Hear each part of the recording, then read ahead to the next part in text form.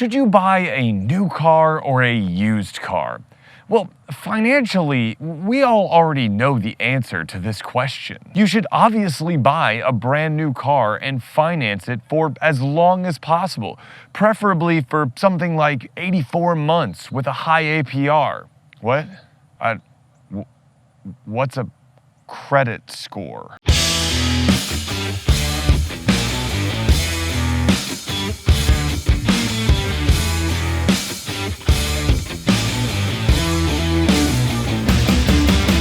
What's going on, everyone? Jax here, and today we have the 2020 Hyundai Venue.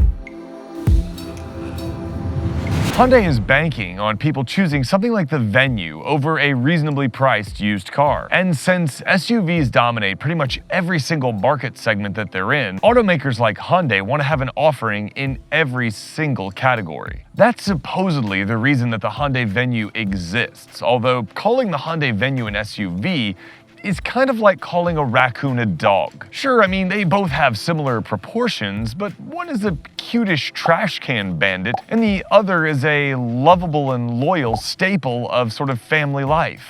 Maybe that's unfair. Or maybe it's completely fair. Either way, the Venue is up against some tough competition. Vehicles such as the Kia Soul and Nissan Kicks both compete in this same market segment, and it's not unreasonable to assume that many buyers might cross-shop something like the Hyundai Venue with a used Honda HR-V or a used Mazda CX-30, both of which are vastly superior vehicles. So what exactly does the Hyundai Venue have going for it? Well, not its looks, if I'm being honest. In my opinion, the Hyundai Venue is less attractive than the Kia Soul, the Nissan Kicks, the Mazda CX-30, a high-end washing machine, a leftover ham sandwich, a pile of potting soil.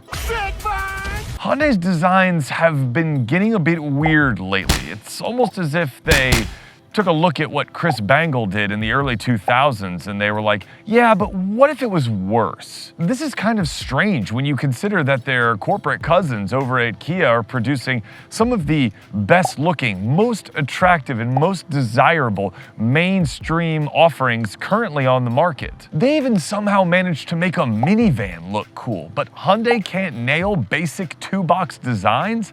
I don't get it. At least the Venue is dressed up with 17-inch wheels, which look pretty good on this smallish vehicle, and full LED headlights and taillights, which are also a nice touch. But there's sort of an awkwardness to these proportions, especially in the beltline and the roofline. It kind of reminds me of like a child's drawing of his stepdad's brand new Mini Cooper. But you can always count on Hyundai to pack its cars full of features, and in that regard, the Venue doesn't really disappoint. This model trim, the SEL, stickers for 23 grand, and along with the aforementioned wheels and LED lights, it also comes with heated seats, a sunroof, and Hyundai's excellent infotainment system, which is fully featured and has Apple CarPlay, Android Auto, and all that good stuff. All running through a fairly decent looking 8-inch display, which is not bad at this price point or in this class. But you can find those options on its direct competitors as well as on cars like the Honda HR-V and Mazda CX-30. I'm not including the Toyota CHR mainly because it's a dumb car bought by people that have the collective intelligence of a shovel. It's science. But it is worth noting that the Corolla hatchback, which is a pretty fantastic car, has all of these features, a nicer interior, and a far more playful chassis, and it comes with a manual transmission. And about that interior, the Venue's interior is a weird mix of thoughtful attention to detail and then curious, glaring oversights. Like when you shift into reverse, the radio volume actually decreases so you can better mind your surroundings and pay attention, which is a nice detail. But there's absolutely no padding anywhere on areas that the driver rests his or her arms, such as the door is just rock hard plastic where your elbow goes. Oh, and the center bin, rock hard plastic where your elbow goes. Why would you decrease the radio volume so you could pay attention and then be like, nah, don't give them any creature comforts. What are they gonna do with those? No. It just feels cheap. Why do you include premium options such as heated seats, but you don't give a damn about the driver's elbows? It's kind of the same with the materials in this car. They don't really look bad and they're assembled with quality and care. There's not any squeaks or rattles, but like everything you touch is rock hard plastic. If the Corolla hatchback can give you soft touch materials at this price point, why can't Hyundai throw in a couple soft touch materials? Especially on the upper doors and the elbow rests. I know it sounds like I'm making a big deal out of it, but like, come on. I haven't been in a car with unpadded elbow rests in like ever. Interior space is class competitive and the cargo area is acceptably large for a vehicle of this size, but overall the Venue's interior feels cheap and uninspired, and it sort of reminds you that you really ought to have spent your money elsewhere. So here we are behind the wheel of the Hyundai Venue, and as you can imagine, it's not the most sporty or satisfying driving vehicle on the road, not even a little bit. Now, why is that? Well, a lot of that has to do with the fact that this has a 1.6-liter four-cylinder engine, making 121 horsepower and only 113 pound-feet of torque. Now, the Venue doesn't weigh a whole lot. It only weighs about 2,700 pounds, and it feels light. It feels appreciably light on its feet, which is a nice touch, but it's not fast at all. In fact, it's not even pretending to be quick. It gets off the line, in a reasonable rate of speed so that people won't start honking at you, but if you were to bury your foot in the throttle, not a whole lot happens at all. I would show you, but there's a police officer behind me. The CVT transmission in the Venue is inoffensive, I guess I would say. It seems to be decent at getting to what little power it has, and it doesn't ping the revs off of the red line like some CVTs of old, but it's not particularly satisfying to drive. It's got fake ratios, so it kind of hides its CVT-ness kind of well, but you're not going to mistake this for a sporty transmission. You're not even really going to mistake it for a competent automatic transmission. It's just there, kind of like the Venue. Now we're on the handling road right now. One of the things that is commendable about the way the Venue drives is that the damping is pretty decent and the roll is controlled. It does roll as you would expect a car of this size and this sort of target market to do, but it's not bad. We're going around the first corner at a, speed limit-ish rate of speed, and the Venue feels all right. But one thing that doesn't really feel all right is the steering. The steering's like very bandy. It feels kind of like a rubber band. It also has weird characteristics where it's sort of shudders or tracks grooves in the road. I'm not really sure what's going on there, but it almost feels like the lane keep assist is on, and it's not. I have it turned off. It's not a very positive quality in the steering. Makes you feel kind of unsure of like what is going on. There's some slop on center too, where not a lot is happening. It's not a particularly rewarding steering feel. Doesn't really have any steering feel. Steering's sort of a soulless void that you fall into because you have a Venue. Another thing that doesn't feel very good is the throttle and brake calibrations. They're very mushy. The throttle pedal, it takes a solid depress before it gets going. You can turn it into sport mode, but that doesn't really help the initial mushiness. All it does is make it zing the revs after you depress it a little bit. In the same way, the brake pedal takes a solid mush push before anything starts happening, and then it's sort of wooden and spongy. It doesn't really have any firmness to speak of. It's not confidence inspiring. You don't distrust the Venue, but maybe you don't totally trust the Venue. Trust me. It's just everyday driving motions are very inconsistent and a little strange. Dr. Strange. Oh, you're using your made-up names. Now, one good thing is that these seats are pretty comfy. The butt cushion is nice and soft, and there's a decent amount of space in here. You can see that I fit in the Venue just fine. In fact, the steering wheel comes out a very nice distance so taller drivers can get comfortable. However, the Venue suffers from the same sort of fake roominess that I mentioned in the Mazda 3 hatch, where the seat will travel pretty far back, but it puts you sort of behind the B-pillar, which makes the Venue an awkward thing to get in and out of if you're a taller driver. Not something that you like in a parking lot. When you get out of it, you look like you don't know how to enter or exit a car properly. Of course, having the seat back compromises rear seat space. The Venue is fairly roomy for a car of this size, but the rear seat behind me is pretty much unusable. So you have decent rear seat space for the class, but if you're a taller driver in any of these cars or vehicles in this class, you're going to pretty much negate the rear seat space behind you, kind of like I did in the Corolla hatch, which was a really good car, but had the same sort of space packaging issues. Now, having a tiny engine does come with some benefits, namely fuel economy. The Venue easily gets in the low 30s in pretty much any type of driving whatsoever, so that's nice.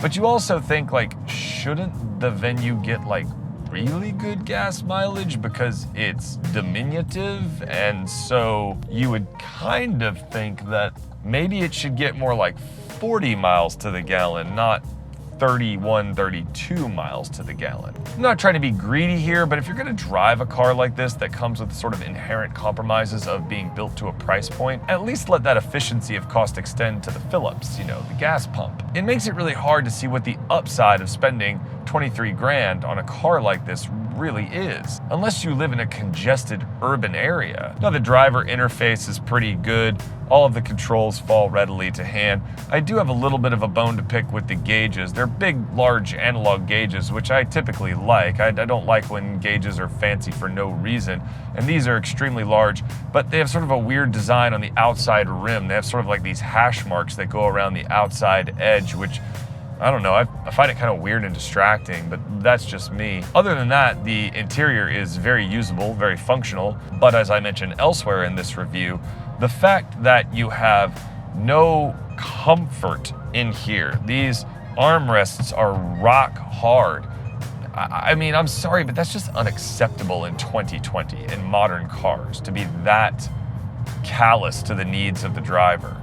You would not want to rest your elbow on that door for any length of time. And the fact that the Venue is sort of a joyless thing to drive, it would be forgivable if it cost a few $1,000s less, or if there weren't truly competent vehicles in this class. I'm not saying that you should expect excellence from vehicles in the $20,000 range, but cars like the Corolla hatchback actually have a sort of rewarding chassis. That's a genuinely fun little car to drive. And so you can pick up one of those, which from a space standpoint is not much different than the Venue, for about the exact same price as the Venue.